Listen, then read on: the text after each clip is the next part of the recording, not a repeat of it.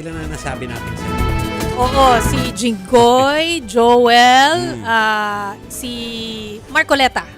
Tatlo na Tatlo. yon. So itong susunod natin, ito talaga yung nag-hug ng headlines ilang linggo na. So 4 na sila. Oo.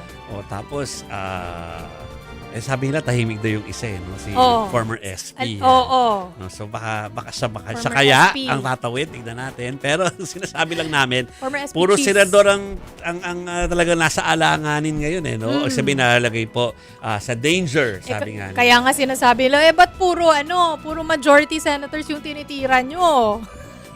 Na natawa nga si Joey kanina. Okay, mga kapatid, puntahan na natin si Senador Bato de la Rosa dahil pinapabawi nga po ng Department of Justice sa PNP ang lisensya ng mga baril na nakarehistro po kay Senador Bato de la Rosa. Ang gid po ni Justice Secretary Frederick Vida, privilege at hindi right ang pagkakaroon ng lisensya para mag-gun ownership kayo o magkaroon kayo ng pag-aari ng baril. Samantala, pinag-aaralan na rin daw ng DOJ kung may pananagutan din si Senador Robin Padilla sa pagtulong niya makaalis ng Senate premises si Senador Bato de la Rosa. Matanda pong inamin na ni Padilla na isinabay niya si Bato sa kanyang sasakyan matapos sa naging gulo sa Senado noong May 13.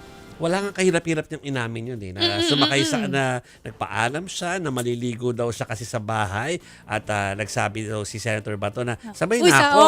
Sama ako. So sumabay tapos bumaba daw sa Makati. Sa Makati daw. Tapos hindi na daw niya alam kung saan tumungo si Senator Bato de la Rosa.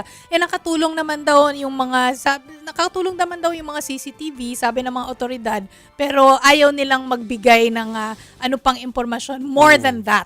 Yes. Oo. Pero kaugnay niyan ay alam natin na parang sinasabi na rin ng authorities na baka pwedeng matanong ang mga abogado niya kasama si Attorney Jamie kung nasaan ang kanyang kliyente. Pero alam ko sumagot na si Attorney Jamie Bondo kasi sinasabi niya na siya at saka si yung isa pang lawyer at saka yung iba nilang mga kasamahan o mga staff hindi talaga alam kung nasaan daw si Senator Bato. Although nagbigay naman sila ng assurance na makikipag-cooperate daw sila sa mga otoridad. Yeah. Sabi ni Attorney Jimmy Bondok yan.